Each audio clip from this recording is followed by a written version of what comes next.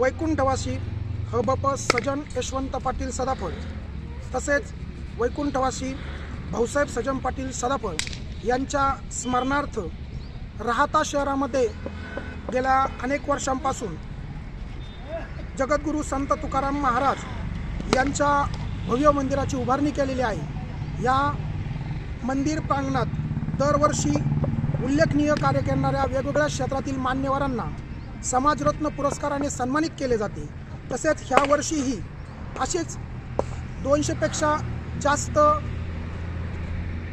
झाले होते आणि ह्या पुरस्कारासाठी अर्ज करण्यात आले होते।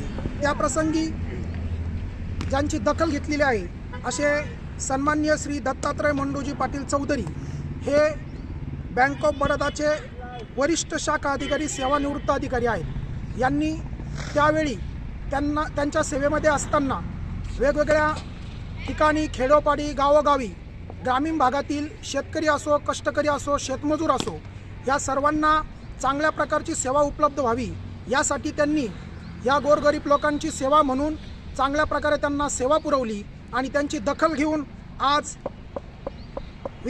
श्री बिरोबा महाराज चॅरिटेबल ट्रस्टचे अध्यक्ष ॲडव्होकेट श्री रामनाथ भाऊसाहेब पाटील सदाफळ यांनी त्यांची दखल घेऊन त्यांना या ठिकाणी समाजरत्न पुरस्काराने सन्मानित करण्याचे ठरवलेले आहे।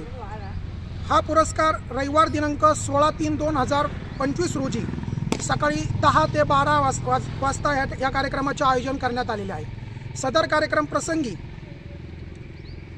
भागवत कथाकार हपप विकास महाराज गायकवाड रुई यांचे बीज कीर्तन या ठिकाणी आयोजित करण्यात आलेले आहे आणि हा जो महोत्सव आहे हा या ठिकाणी संत तुकाराम महाराज बीज दिनानिमित्त हा आणि या कार्यक्रम प्रसंगी